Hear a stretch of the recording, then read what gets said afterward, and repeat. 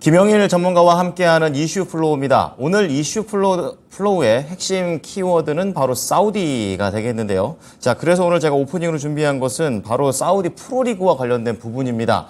얼마나 돈이 많은 리그인가, 이제 이 부분에 포인트를 좀 맞춰봤는데요. 1976년 사우디 프리미어 리그라는 이름으로 창설을 했었고 1990년부터 리그의 프로화를 결정을 했습니다. 그리고 2007년에 이제 지금의 사우디 프로페셔널 리그로 이름을 좀 바꾸게 된 내용들이 좀 있고요. 재미있는 점은 2018년 월드컵입니다. 이때 여러분도 잘 알고 계시는 무함마드 빈 살만 이 왕세자가 이 러시아 월드컵을 개막전을 참관을 했었었는데요. 이때 첫 경기 때 사우디하고 참가국인 러시아하고 경기를 했고 사우디가 5대 0으로 그야말로 대패를 당했습니다. 자, 그동안 보수적이었던 사우디 선수들의 해외 진출을 이제는 본격적으로 해야 될 때가 됐구나. 이렇게 법을 바꿨다고 하죠. 그래서 자국의 리그를 굉장히 빡빡하게 규정을 만들었습니다. 그래서 이게 불만이면 해외에 나가서 배워갖고 와라. 이런 식으로 내용이 좀 바뀌었다고 하니까 좀 재미있는 부분도 있습니다. 자, 그리고 사우디 하면 돈이 많다라는 걸 알려주게 하는 요즘인데요. 축구를 안 좋아해도 한 번쯤은 들어봤을 법한 선수들 이름이 있습니다. 뭐 최근에 있는 게 이제 네이마르 선수 같은 경우에는 무려 연봉이 3,948억 원입니다. 지금 1등이고요. 두 번째가 크리스티아노 호날두 선수입니다. 2,845억 원. 그러니까 전에 있었던 클럽팀에서 받았던 연봉보다 무려 9배가 높은 수준입니다. 그리고 마지막으로는 벤제마 선수가 되겠는데요. 이 선수도 2,829억 원이 되겠습니다. 자, 이렇게 스타 선수들을 굉장히 영입을 많이 하고 있고 또 여러 유명 리그의 코칭 스태프들까지 영입을 하고 있는 사우디 리그가 되고 있는데요. 그래서 그런지 최근에는 이 리그를 보는 사람들도 예전보다 훨씬 더 많아지고 있습니다. 오직 돈의 힘으로만 이렇게 당기고 있는 겁니다. 자, 이렇게 사우디가 슈퍼스타 축구 선수를 영입을 하고 리그의 파이를 키우는 이유는 사우디아라비아 비전 2030의 일환이 되겠습니다. 이 자국의 엔터테인먼트 산업을 키우면서 그 세부 대상을 축구 산업으로 정했기 때문입니다. 자, 이렇게 말씀드렸던 축구뿐만이 아니라 다분히 다른 산업에도 이제는 사우디가 돈을 본격적으로 풀고 있는 그런 내용들이 나오고 있는데요. 자, 최근에 이슈 플로우에서 제2의 중동붐이라는 제목으로 미리 좀 말씀을 드렸었고 그 후속 내용이 드디어 나왔습니다. 제1호 영업사원을 자칭하는 윤석열 대통령의 이번 중동 성과에 대해서 자세하게 알아보겠는데요. 오늘의 주제 한번 공개해 보겠습니다. 자, 중동 불안과 고금리 공포의 단비가 될 수 있을까? 사우디에서 온 선물은 어떤 것들이 있는지 오늘도 김영일 전문가와 알아보겠습니다. 전문가님 안녕하십니까? 네, 반갑습니다. 김영일 전문가입니다. 네, 자 이제 두 번째 한번 후속으로 저희가 한 번 더 짚어드리는 그런 내용이 되겠는데요. 자, 세 가지 플로우로 나눠보도록 하겠습니다. 자, 오늘 사우디와 관련해서 첫 번째 플로우입니다.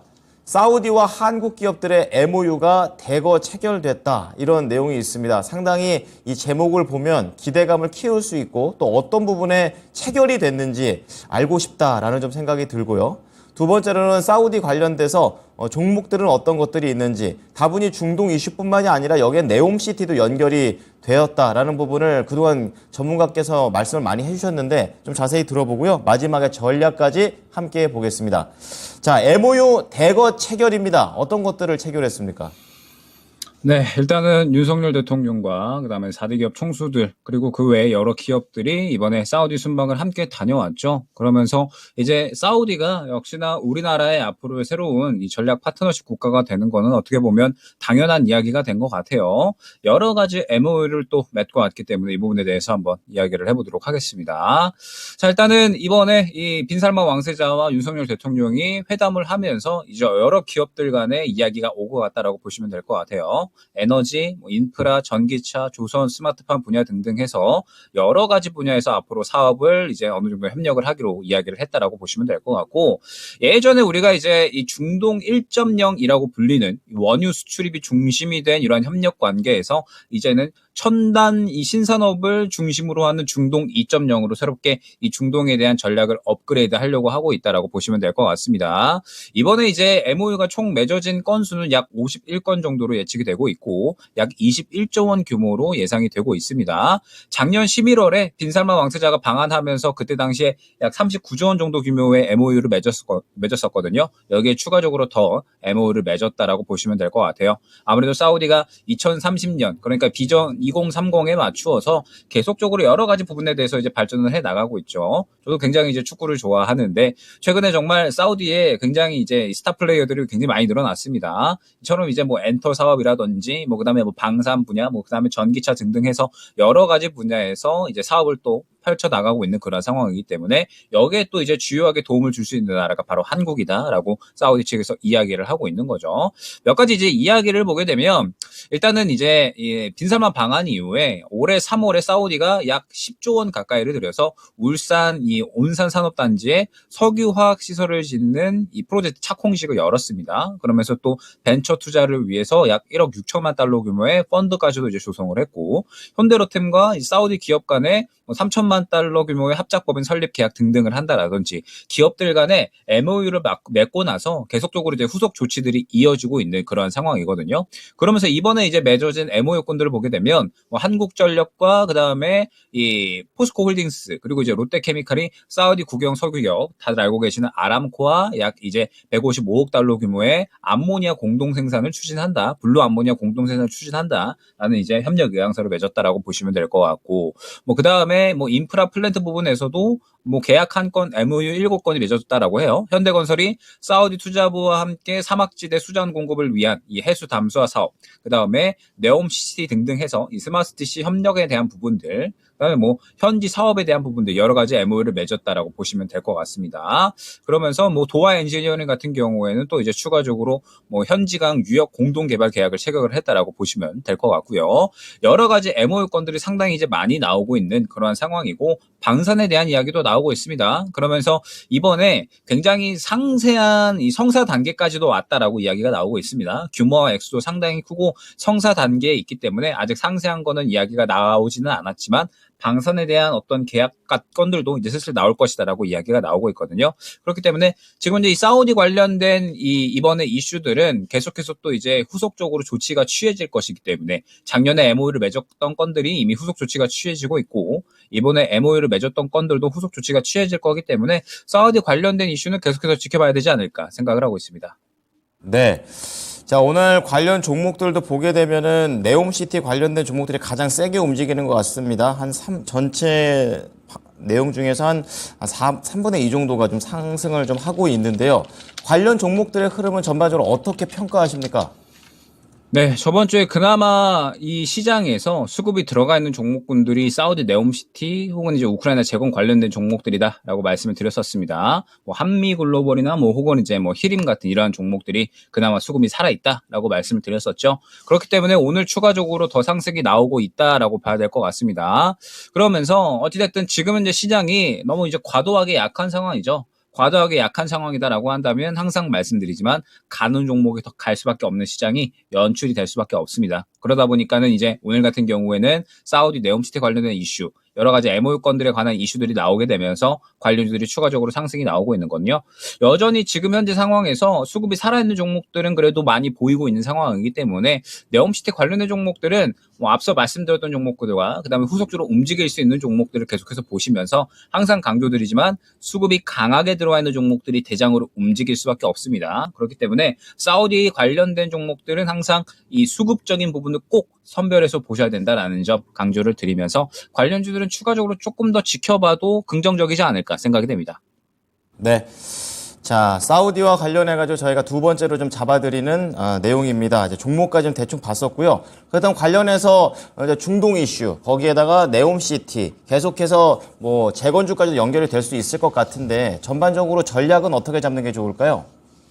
네, 말씀 주셨던 것처럼 사우디 네옴시티 관련된 이슈는 재건주까지도 연결이 될 수가 있는 거고, 그러면서 이제 뭐 이번에 방산 관련이라든지 혹은 그 외 여러 가지 MOU 건들에 대해서 후속 조치가 어느 정도 이루어진다라고 하면 또 이제 관련주들이 추가적으로 상승이 나올 수가 있습니다. 다만 말씀드렸듯이 네옴시티와 그다음에 우크라이나 재건 엮이는 종목들이 이미 시장에서 굉장히 많아진 상황이에요. 지금 시장은 강한 상황이 아니기 때문에 전체적인 종목들이 다 같이 올라가기는 살짝 힘들 수가 있습니다. 그렇기 때문에 꼭 대장 혹은 이등주까지만이라도 선별을 해야 될 필요성이 있다라는 점, 그리고 그런 선별은 꼭 수급을 보시면서 해야 된다라는 점을 다시 한번 강조를 드리도록 하고, 자, 그러면서 오늘 시장에 대해서 조금 더 이제 이야기를 해보면 저는 오늘 시장이 그래도 어느 정도는 의미가 있지 않나라고 생각을 합니다. 물론 굉장히 재미는 없습니다. 아무래도 저는 보통 이제 단기적인 매매를 주로 하기 때문에 항상 이제 이 시장의 흐름을 주로 파악을 하는데, 오늘 시장이 그렇게 재미가 없는 거는 분명한 것 같아요. 종목별 순환도 그렇게 강하게 나오고 있지 않고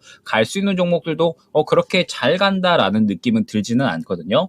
다만 지금 현재 시장을 봤을 때 그래도 금요일 날에 바닥 한번 잡으려는 시도를 해줬고, 오늘까지도 그래도 추가적으로 더 바닥을 잡아주려는 시도를 하고 있습니다. 지금 현재 시장의 흐름을 봤을 때 우리나라 같은 경우에는 분명하게 많이 과도하게 하락한 구간인 건 분명한 것 같거든요.